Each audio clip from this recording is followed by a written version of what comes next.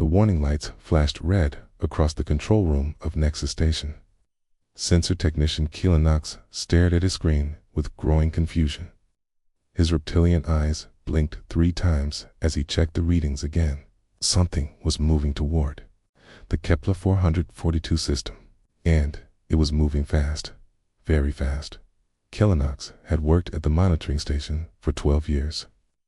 He had seen asteroid storms, solar flares, and even rogue planets drift through space. But he had never seen anything like this. The object was not following any known flight pattern. It was not sending any identification signals. Most strange of all, it was not in the Imperial database. Commander Vexter, Keelan called out, his voice shaking slightly. I need you to see this. And Admiral Vexter walked over to the census station. He was a tall Vorthok with dark blue skin and silver markings that showed his high rank. His 4 arms moved gracefully as he leaned over the console. The Vorthok Empire had ruled the galaxy for 3,000 years, and Vextar had served the Empire for most of his long life. What is it, technician? Vextar asked in his deep voice. Unknown vessel approaching the outer systems, Keelan replied. It appeared on sensors 20 minutes ago. But sir, there is something wrong with the readings. Star looked at the screen. The object was indeed moving toward Imperial space. The speed readings made him pause. Check your equipment, technician. These numbers cannot be correct. Keelan's clawed fingers moved quickly over the controls. I have run diagnostics 3 times, sir. All systems are working perfectly. The vessel is traveling at 0.8 light speed. Impossible, Vextar said firmly. No ship can maintain that speed for more than a few seconds. The gravitational forces would tear it apart. Yes, sir, but it has been holding this speed for 19 minutes now. Vexter felt a cold sensation in his stomach. In his 200 years of service, he had never encountered anything the Empire could not explain. The Vorthok had conquered hundreds of star systems. They had detailed records of every known species and every type of spacecraft. Their technology was the most advanced in the galaxy. Run a full database search, Vextar ordered. Check all ship designs, all known propulsion systems, all recorded alien technologies. Keelan worked quickly at his station. Minutes passed in tense silence. Finally, he looked up with worried eyes. Nothing, sir. No matches in any database. The energy signature is completely unknown. Vexter straightened up. This was becoming serious. Open a channel to Imperial Command. Priority Alpha. The main screen flickered to life, showing the face of Fleet Admiral Dex Noon. The older Vorthok looked tired, but his expression became alert when he saw Vextar's worried face. Report, Admiral, Dex Noon said. We have detected an unknown vessel entering Imperial space. It shows no identification and matches no known ship design. Current speed is 0.8 light speed, maintained for over 20 minutes. Snoon's eyes widened. Are you certain of these readings? Confirmed and verified, sir. We have also detected something else. The vessel is slowing down, as if responding to their conversation. The sensor alarms began sounding again. Keelan looked at his screen in disbelief. Sir, the vessel has decreased speed to 0.6 light speed. Now 0.4, 0.2. Star watched the numbers change on the screen. How long did this deceleration take? 7 seconds, sir. The control room fell silent. Every officer present understood what they were seeing. The unknown vessel had just performed a maneuver that should have been impossible. The forces involved in such rapid deceleration would crush any living creature and destroy any known ship design. Where is it now? Vextar asked quietly.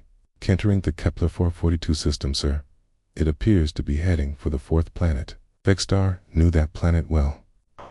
It was a small mining world with a population of 3 million Vorthok citizens. This unknown vessel had hostile intentions. Those people were in danger. Fleet Admiral Vextar said, turning back to the screen. I request permission to intercept. Granted. K3 heavy cruisers and 2 destroyers. But Admiral, be careful. Hey, whatever this is, it has technology we do not understand. The connection ended, and Vextar began issuing orders. Within minutes, his small fleet was moving toward the Kepler 442 system. As they traveled, Vextar studied the sensor readings again and again. The unknown vessel had stopped near the 4th planet and was now moving in a standard orbit. Any response to our hailing signals? Vextar asked. None, sir, replied Communications Officer Alexandra. We have tried all standard frequencies and even some ancient ones. The vessel remained silent. Vextar felt increasingly uneasy.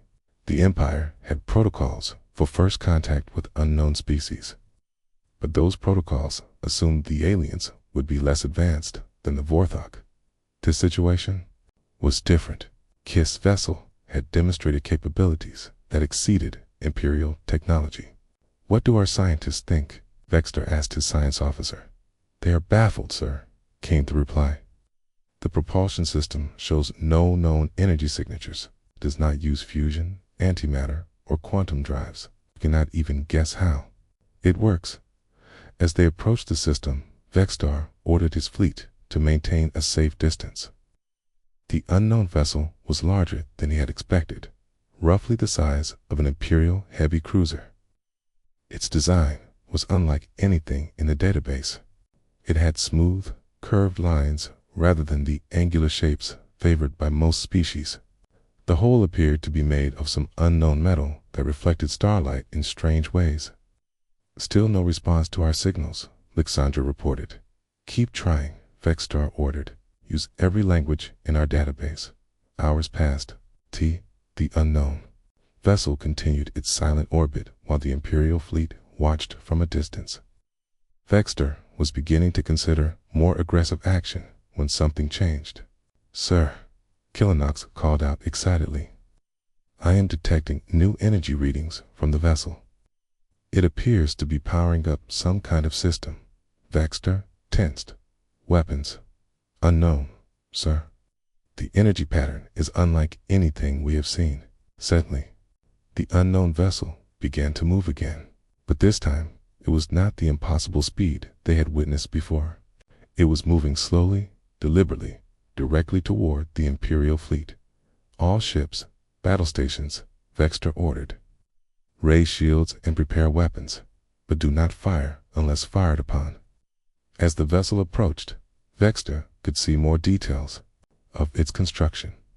The ship was beautiful in a way that Imperial vessels were not.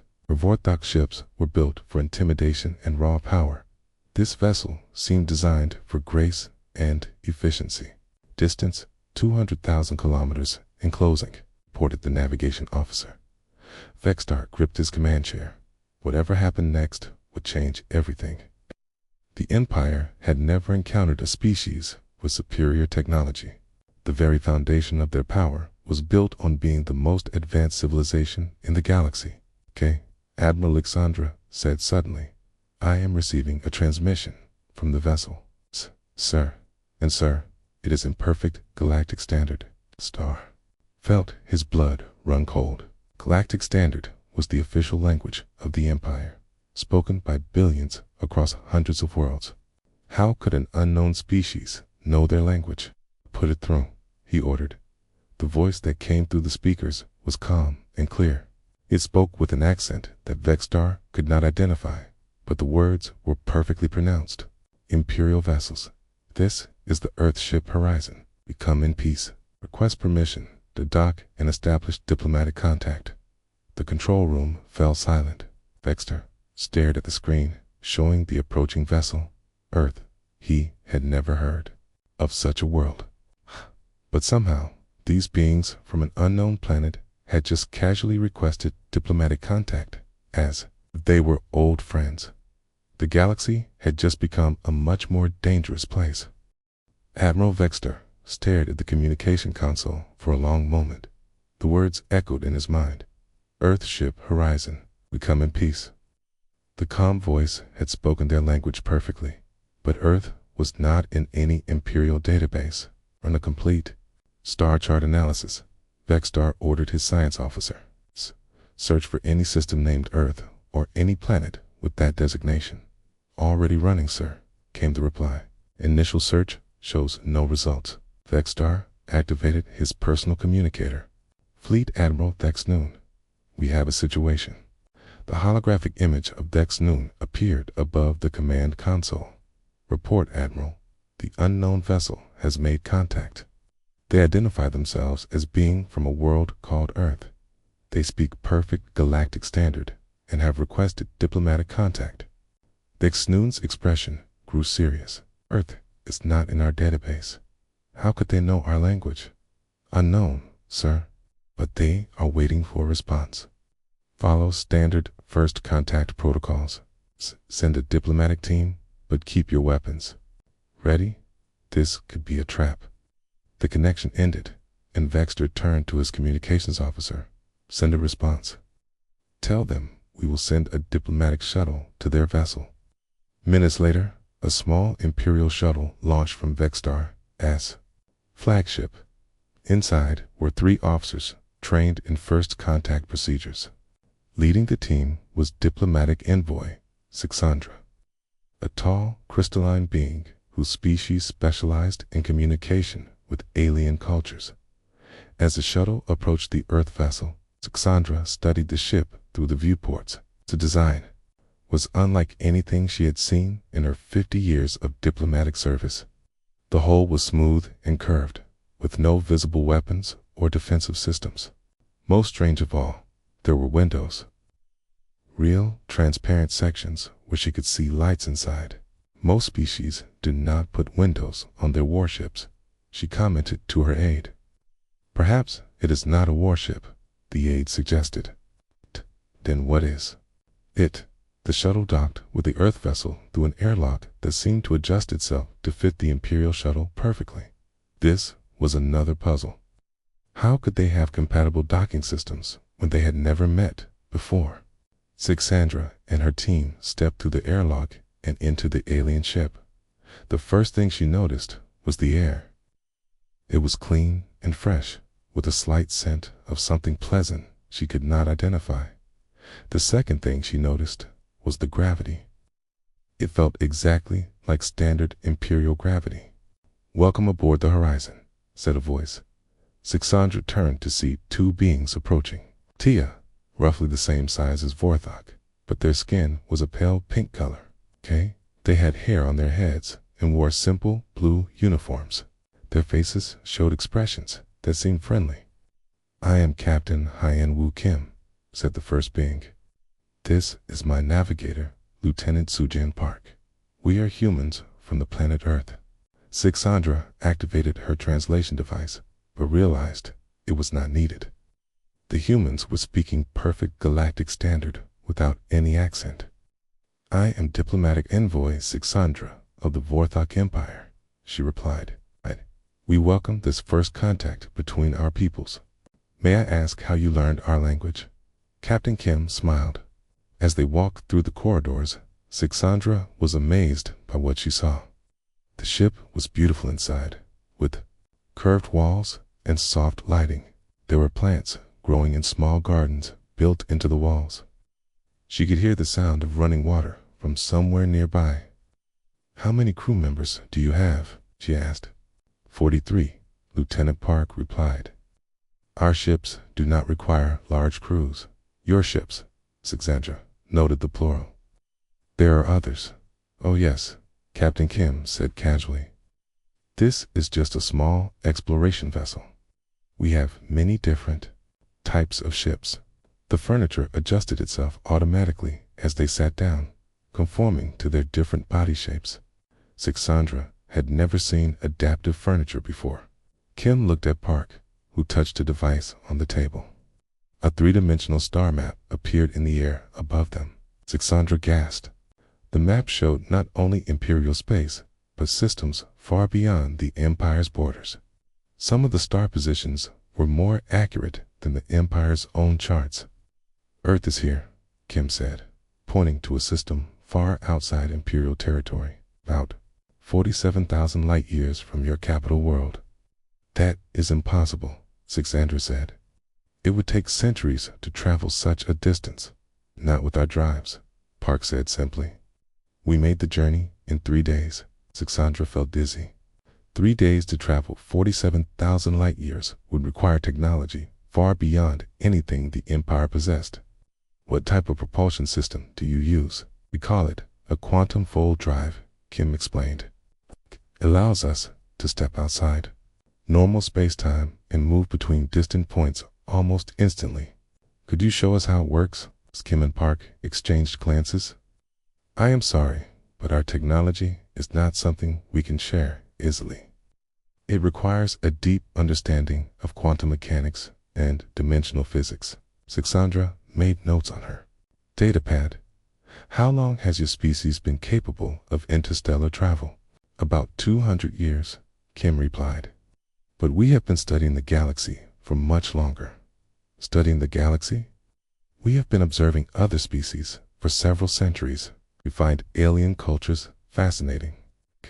This statement sent a chill through Sixandra. You have been watching us. Not watching exactly, Park said quickly. More like studying from a distance. We learn about different species before making contact. How many species have you studied? Kim paused. Currently, we have detailed knowledge of about 300 intelligent species across the galaxy. Sixandra dropped her datapad. 300 species. The Empire knew of only 47 intelligent species in their territory, and they have been exploring for 3,000 years. Captain, she said carefully, are you saying there are hundreds of species we do not know about? The galaxy is a big place, Kim said gently. There are many civilizations that prefer to keep to themselves, but our sensors should detect them only if they want to be detected, Park added. Many species have learned to avoid notice. Sandra realized she was learning information that would shock the Empire's leadership. If humans were telling the truth, then the Vorthok Empire was not the dominant force in the galaxy they believed themselves to be. Captain Kim, I must ask directly. Tage, what are your intentions regarding the Empire? Kim leaned forward with a serious expression. We come in peace, envoy Sixandra. We have no desire for conflict. We simply wish to establish friendly relations.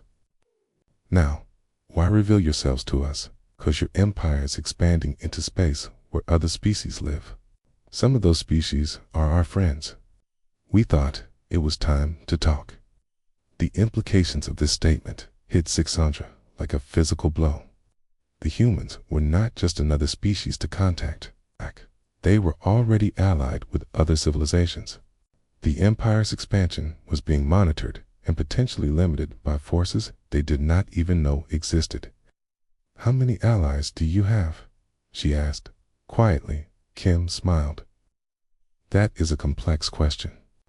We prefer the term friends rather than allies. The Crystalline Collective, the Aquatic Republics, Silicon-based Confederacy, and many others you have not yet encountered. Each name was unknown to Sixandra. Hands shook as she made notes. The Empire had always believed they were the most advanced civilization in the galaxy. Now she was learning they were just one of many, and possibly not even the most powerful. Captain, would you be willing to meet with our leaders? Of course. That is why we are here. I should warn you that some of our military commanders may see you as a threat. Kim's expression became understanding. We expected that. Change is always difficult, but we believe that cooperation benefits everyone more than conflict. Lieutenant. Park touched her device again, and the star map changed. Now it showed trade routes connecting dozens of systems, most of which were outside Imperial space. This is the current galactic trade network, she explained. Sixandra stared at the map. The Empire's territory looked small compared to the vast network of connected civilizations Kay had been, living in a tiny corner of the galaxy, believing they ruled it all. I need to report this to my superiors immediately, she said. Of course, Kim replied. Take all the time you need. We will wait here. As Sixandra prepared to return to the Imperial fleet, she realized that this day would be remembered as the moment everything changed. The Empire's view of the galaxy and their place in it would never be the same. The humans had been polite and friendly, but their casual mention of allies and advanced technology made one thing clear. The Vorthok Empire was no longer the dominant power in the galaxy. They might never have been. Emperor Zalthoros sat on his crystal throne in the great hall of the Imperial Palace. The massive chamber could hold 10,000 beings, but today only the most important leaders of the Empire were present. The emergency council session had been called after receiving diplomatic envoys Sixandra's report. The Emperor was ancient, even by Vorthok standards.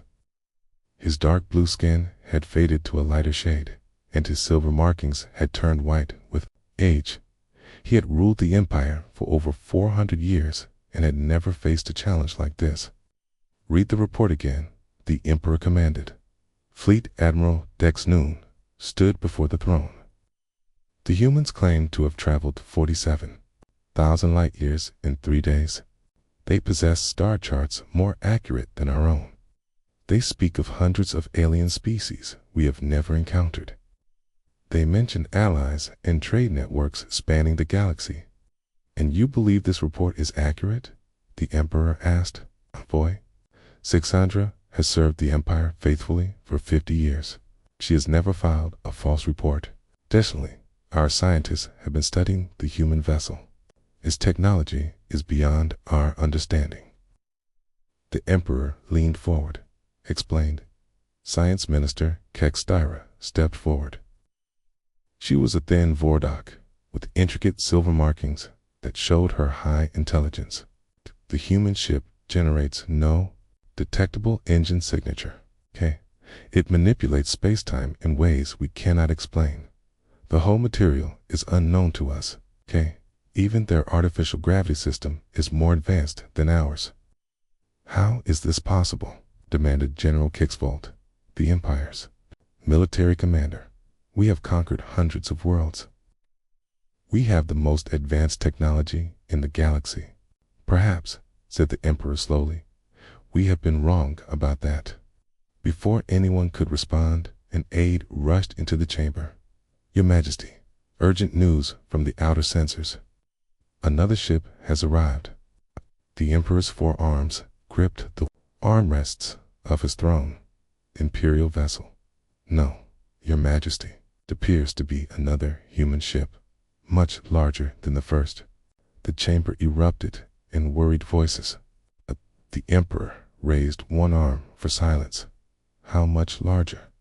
Approximately 3 times the size of their first vessel, Your Majesty. Our sensors classified as a heavy cruiser, or possibly a battleship. General Kixvold stepped forward. Your Majesty, we should prepare for battle. This could be an invasion force. Wait, the Emperor said. Are they taking aggressive action? They checked his communicator. No, Your Majesty. The vessel is holding position near the first ship. They are sending a message. What does it say? They request permission to send additional diplomatic staff. They say they wish to provide more information about their civilization. The Emperor thought for a moment. Grant permission, but double our fleet strength in that system. 3 hours later, a new group of humans arrived at the Imperial fleet. Leading them was Captain Yoonji Song, a human woman who introduced herself as a senior diplomatic officer. With her was tactical analyst Boram Shen, who carried a small device that projected detailed holographic displays. Admiral Vaxstar met them in the same conference room where the first meeting had taken place. This time, several Imperial officials were present, including Science Minister Kex Thera and Military Advisor Dex Squarin. Captain Song, Vaxstar began, we appreciate your willingness to provide more information. However, we must ask some direct questions. Of course, Captain Song replied. We understand your concerns. First, how many ships do you have in our territory? Currently, just these 2 vessels, but we have many more ships throughout the galaxy. How? Many more. Captain Song looked at Borum Shin, who activated her device. A 3-dimensional map appeared, showing the galaxy with thousands of small dots scattered across it. Each dot represents one of our ships, Shin explained. We have approximately 8,000 vessels of various sizes engaged in exploration, trade, and diplomatic missions. Science Minister Kextira gasped. 8,000 ships. The entire Imperial Navy has only 2,000 vessels. Your ships are impressive, Captain Song said politely. But we have been building our fleet for a very long time. How long? Asked military advisor Dex Corn. Our space program began about 300 years ago. We have been constructing ships continuously since then. Admiral Vextar leaned forward. Captain, we must ask about your intentions. Are you planning to invade Imperial space? Captain Song looked genuinely surprised. Invade? No, Admiral. We have no interest in conquest. We prefer peaceful cooperation. Then why do you have so many ships? The galaxy is vast, Shin explained. There are many civilizations to visit, many worlds to explore, many trade routes to maintain. We need many ships to maintain our relationships with all our friends. How many friends? Kextira asked quietly. Captain Song smiled. Would you like to see the holographic display changed? Now it showed the galaxy with different colored regions. Blue areas represented human-allied space. Green showed neutral territories. Red indicated hostile or dangerous regions. The blue areas are civilizations we have friendly relations with, Song explained. Green areas are species we have contacted but remain neutral. Red areas are regions we avoid due to various dangers. Vextar stared at the display. The blue areas covered more than half the galaxy. The green areas covered most of the rest. The red areas were surprisingly small. Where is Imperial space on this map? K. Sin touched her device, and a small, yellow area appeared. It covered less than 5% of the galaxy. You are here, she said, pointing to the yellow region. You are classified as a developing civilization. Developing? Military advisor Dex Corn stood up angrily. We have ruled this galaxy for 3,000 years. You have ruled this region for 3,000 years. Captain Song corrected gently. The galaxy is much larger than your region. But we have the most advanced technology, Kextira protested. In your region, yes, Shin agreed. But there are many different types of technology. Your empire has focused on military advancement. Other civilizations have focused on science, art, philosophy, or trade. What has your species focused on? Vextar asked. Captain Song replied. Do we try to learn from every species we meet? We combine the best ideas from all our friends. Is that how you developed your advanced technology? Partly, okay, but we also had some advantages. Our homeworld was rich in rare materials. We had access to ancient ruins left by an older civilization. Most importantly, we had to develop technology quickly to survive. Survive what? Kex Thyra asked. Captain Song's expression became serious. Our world was dying. Environmental disasters, resource depletion, conflicts between nations. We had to reach the stars or face extinction. So you developed space travel to escape. Yes, but once we reached space, we discovered we were not alone. We found other species facing similar problems. We began sharing knowledge and resources. Together, we solved problems that none of us could solve alone. Shin activated her device again. The display showed a timeline of human expansion into space. It showed first contact with dozens of species, the formation of alliances, the establishment of trade networks, and the gradual expansion of peaceful cooperation across the galaxy. This is how we built our civilization, Song explained. Not through conquest, but through cooperation. But surely you have enemies, Dexcorin said. Every civilization has conflicts. We have had disagreements, Song admitted. But we have found that most conflicts can be resolved through negotiation. When species feel threatened, they become aggressive. When they feel secure, they become peaceful. What about species that cannot be reasoned with? Vexter asked. They exist, Shin replied. The red areas on our map represent such species, but they are rare. Most intelligent species are capable of peaceful cooperation when given the chance. Science Minister Kextira had been studying the displays carefully. Captain Song, your technology appears to be centuries ahead of ours. How did you advance so quickly? We had help, Song said simply. When we made contact with other species, they shared their knowledge with us. We shared our knowledge with them. Together, we advanced faster than any of us could have alone. What kind of knowledge did you share? Everything? Science, art, philosophy, technology? We learned that different species think in different ways. When you combine different ways of thinking, you discover new solutions to old problems. Admiral Vexter felt a growing sense of unease. Captain, are you saying that the Empire could have advanced faster if we had cooperated with other species, instead of conquering them? Captain Song looked uncomfortable. That is not for us to judge. Every species must choose their own path. But you did choose cooperation over conquest. Yes, we learned early that cooperation creates more prosperity than conquest. When you conquer a species, you gain their resources, but lose their knowledge. When you cooperate with them, you gain both. And this cooperation has been successful.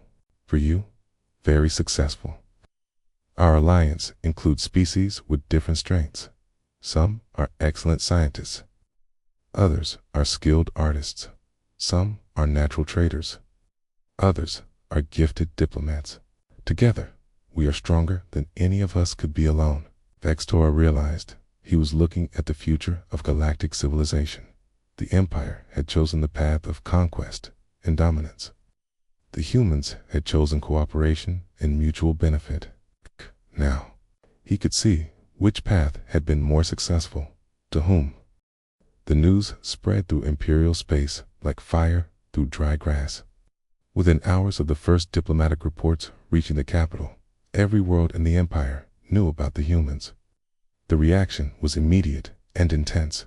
On the industrial world of Vex Prime, workers stopped their machines to watch news broadcasts. On the agricultural planet of Thyra 7, farmers gathered in town squares to discuss what this meant for their future.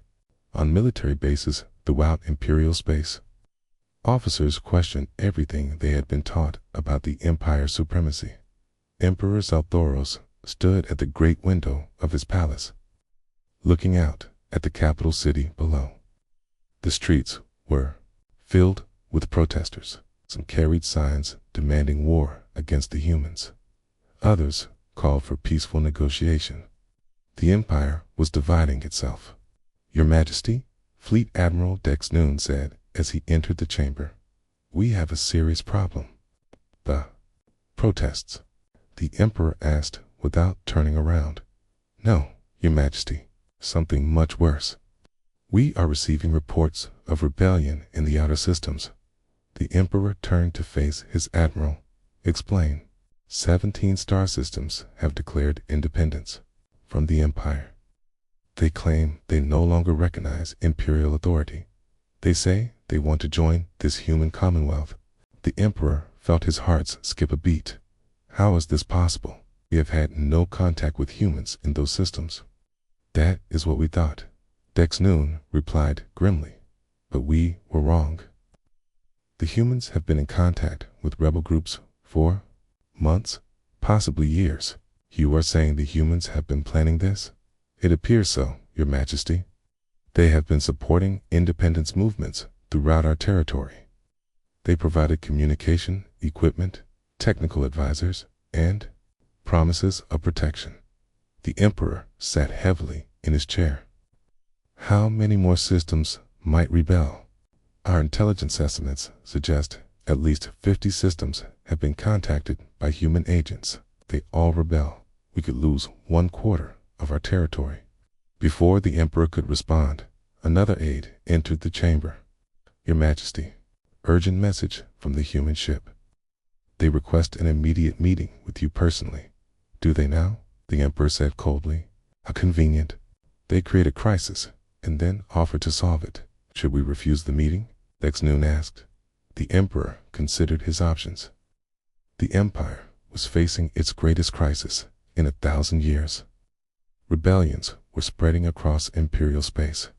The military was divided between those who wanted to fight and those who wanted to negotiate. The economy was already suffering as trade routes became uncertain. "No," he said finally. "Arrange the meeting, but I want our strongest fleet standing by." 3 hours later, a human shuttle approached the imperial palace. Inside was Ambassador Ji Hyun, the highest-ranking human diplomat in the galaxy. With her was General Taemin Ko. His presence sent a clear message that humans were prepared for any outcome. The meeting took place in the emperor's private council chamber. Only the most trusted imperial leaders were present. The emperor sat at the head of a long table, his forearms folded in a gesture that showed both authority and displeasure. "Ambassador Yoon," the emperor began, "it seems your people have been busy in our territory." "Your Majesty," the ambassador replied calmly, "we have been responding to requests for help from oppressed peoples throughout the galaxy. This is nothing new for us. You call our citizens oppressed." "Some of them, yes. We have been contacted by many species within your empire who feel they have no voice in their own governance." General Kixfold leaned forward angrily. "Species were conquered fairly. They are subjects of the empire." "Conquered, yes," General Ko said quietly. "But that does not mean they must remain conquered forever. Are you threatening our empire?" the emperor asked. "Not at all," Ambassador Yoon replied. "We are simply offering an alternative to those who seek it." "And what alternative is that?" "Membership in the Galactic Commonwealth, voluntary association of free species working together for mutual benefit." Science Minister Kexthera spoke up. "What would membership in this commonwealth require?" "Democratic governance, respect for individual rights, peaceful resolution of disputes, and cooperation in scientific and cultural development." "And what would we gain?" the emperor asked. Ambassador Yoon activated a small device. Tenographic displays showed technological blueprints, star charts, and resource data. Access to advanced technology, expanded trade networks, scientific collaboration, and security guarantees. Security guarantees. The Commonwealth protects its members from external threats. No member world has been successfully invaded in over 100 years. Fleet Admiral Dex Noon studied the display. "The technology you are showing us is centuries ahead of ours." "This is just a small sample," General Ko said. "Commonwealth members share freely with each other. When one species makes a discovery, all members benefit." "But you said membership requires democratic governance," the emperor pointed out. "The empire is not a democracy. Many of our current members were once empires or monarchies," Ambassador Yoon explained. "The transition can be gradual. We do not expect overnight change." "What kind of transition?" Kexthera asked. "First, establish local governments on individual worlds. Then gradually expand democratic institutions. Eventually, transform the empire into a federation of free worlds." General Kixfold stood up abruptly. "You are asking us to give up everything. That makes us strong. Our unity comes from central authority, does it?" General Ko asked. "Or does your unity come from fear? When species are forced to obey, they dream of freedom. When they choose to cooperate, they work for the common good." "Pretty words," Kixfold said. "But what happens when crisis comes?" "Democratic systems are slow and inefficient, perhaps," Ko replied, "but they are also more stable. People fight harder to defend a government they chose than one that was imposed on them. The Emperor had been listening carefully. General Ko, you mentioned security guarantees. What if the Empire chooses not to join your Commonwealth? Would you still protect our rebellious systems? We would protect any world that requests our help and meets our basic requirements for membership. And what are those requirements? It's peaceful and willingness to resolve disputes through negotiation rather than force. Ambassador Yoon nodded sadly. That is possible, but it does not have to happen. The Empire could choose to transform itself rather than break apart. How? Offer your subjects what they want. Give them local autonomy, democratic rights, and a voice in imperial governance. Show them that remaining part of the Empire benefits them more than leaving it. Science Minister Kexthyra leaned forward. Ambassador, may I ask a direct question? Do you want the Empire to join your Commonwealth? Honestly, yes. The Vorthok people have many strengths. Your engineering skills, your organizational abilities, your determination to succeed. The Commonwealth would benefit from Vorthok membership, but only if we change our ways. Yes, the Commonwealth cannot accept members who rule through force or oppression. Our entire system is based on voluntary cooperation. The Emperor was quiet for a long moment. What you are asking is enormous. You want us to abandon 3,000 years of tradition. We want you to build on 3,000 years of achievement. General Ko said, keep what works, change what does not. Use your organizational skills to build something better than an empire. Build a federation of friends. And if we refuse, then you refuse, Ambassador Yoon said simply. We will not force you to change. Ambassador, I must ask about your military capabilities. If the Empire chose to fight to keep our rebellious systems, what would be your response, General? Ko's expression became serious. We would defend our new members, but we would not attack Imperial territory unless attacked first. Could you defend them successfully? Ko paused before answering. Admiral, I hope that question never needs to be answered. But yes, we could defend them. How can you be so confident? Because our military doctrine is different from yours. Build ships to conquer and intimidate. We build ships to protect and preserve. Our technology reflects that difference. To demonstrate his point, Ko activated his own device. The display showed a Commonwealth defense ship disabling an attacking fleet without destroying a single vessel. Okay? Our weapons can shut down enemy ships without harming the crews, he explained. We can defend ourselves without creating martyrs or blood feuds. The demonstration had a profound effect on the Imperial leaders. They had never seen weapons designed to preserve life rather than take it. Okay. This technology could change everything. For us, war is no longer about destroying enemies. It is about protecting friends. Okay? The Emperor looked around the table at his advisors. He could see the doubt in their eyes.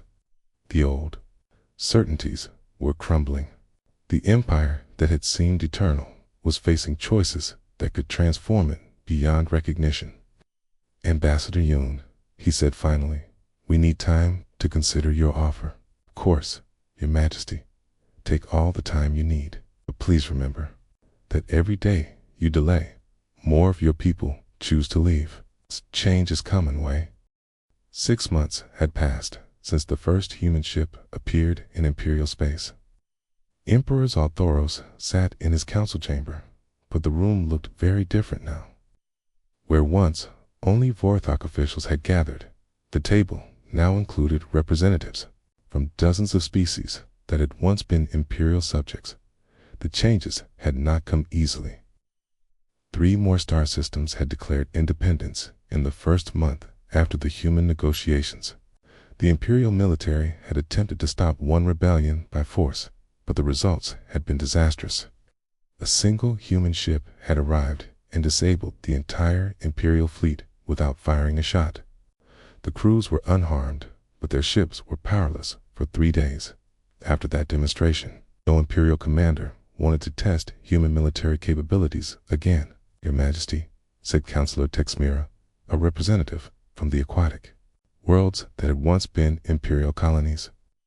The trade agreements are working better than expected. Our exports have increased by 40% since joining the Commonwealth Economic Zone. The Emperor nodded slowly. The decision to transform the Empire had been the hardest of his long life, but the results were undeniable. Worlds that had chosen to remain with the reformed empire were prospering. Those that had maintained the old authoritarian system were struggling with continued rebellions and economic problems. What news from the outer territories? The Emperor asked. Fleet Admiral Dex Noon, whose title had changed to Defense Coordinator, provided the report. 17 more systems have requested Commonwealth membership in the past month. All are former Imperial territories that chose independence. However, 12 systems have asked to rejoin our Federation under the new democratic structure. That is encouraging, the Emperor said. The new federal system allowed individual worlds to choose their level of participation in the central government. Some worlds preferred complete independence but maintained trade relationships. Others wanted the security and benefits of Federation membership. President Inho Bey of the Human Commonwealth had arrived the previous week for the quarterly diplomatic review. He sat at the table as an equal partner, not as a superior or subordinate. This arrangement had taken time for the Imperial leadership to accept, but it was working. President Bey, the Emperor said, your people have been very patient with our transition. We appreciate the technical assistance and cultural advisors you have provided. It has been our pleasure, Your Majesty, President Bey replied. Transformation is never easy, but the Vorthok people have shown remarkable adaptability. The truth was that the changes had been revolutionary. The Imperial Palace now hosted elected representatives from hundreds of worlds. The old system of appointed governors had been replaced by local democratic governments. The secret police had been disbanded and replaced with transparent law enforcement agencies. Most surprisingly, the Vorthok people had embraced many of these changes enthusiastically. Once they were allowed to vote and participate in government, they discovered they had strong opinions about how their worlds should be run. Admiral Vexstar sends his greetings, President Bey continued.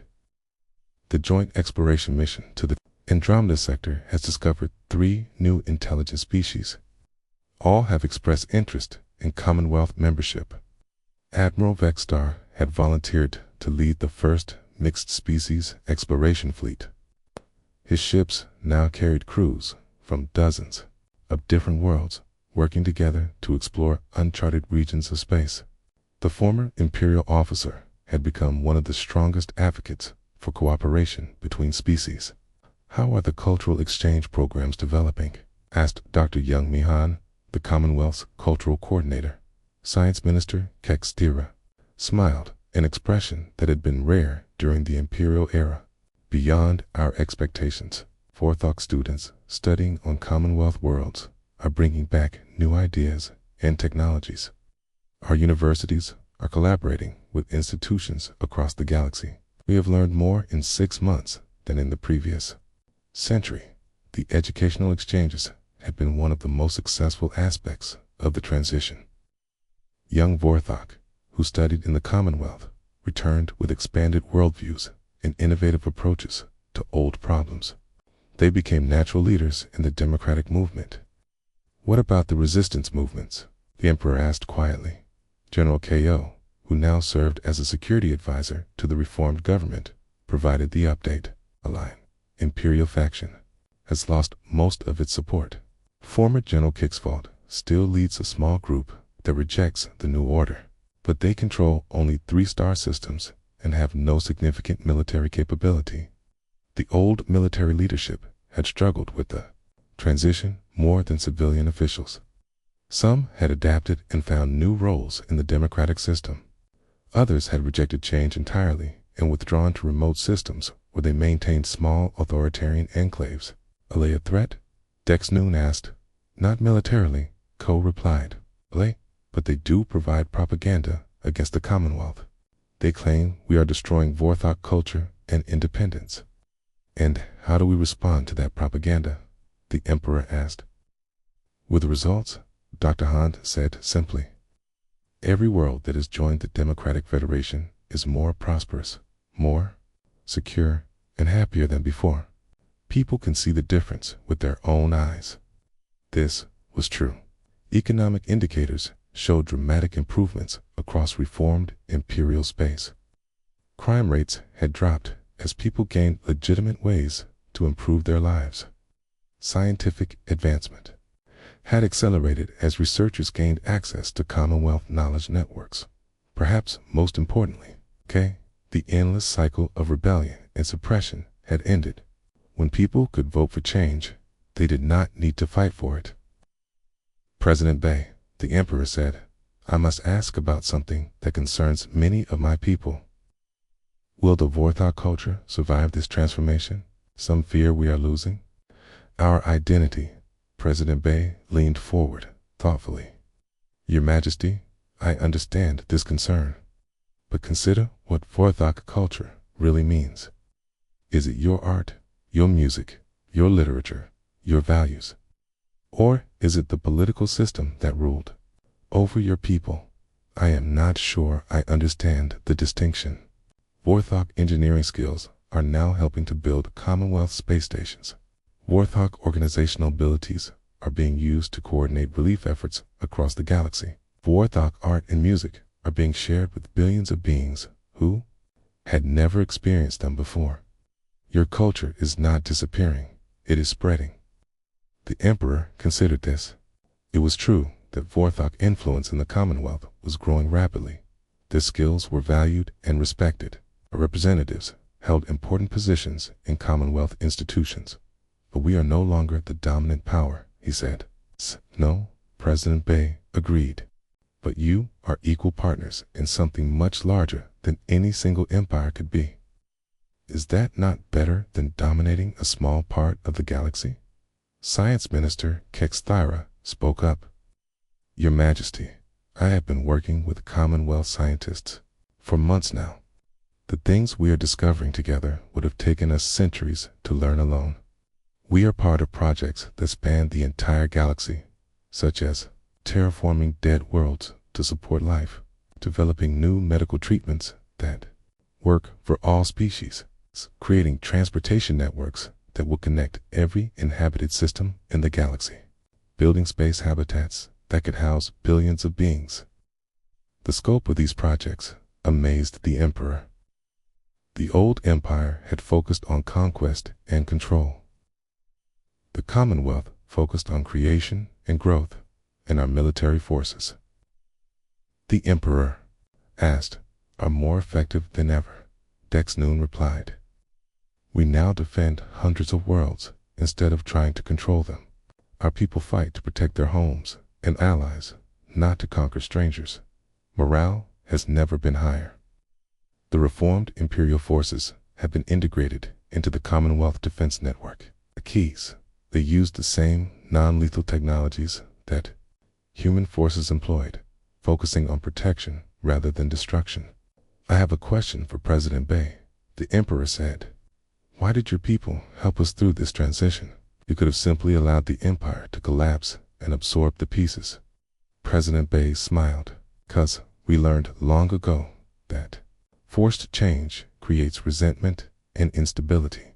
Voluntary change creates partnership and growth.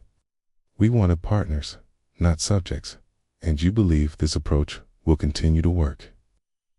It has worked for 300 years across dozens of species.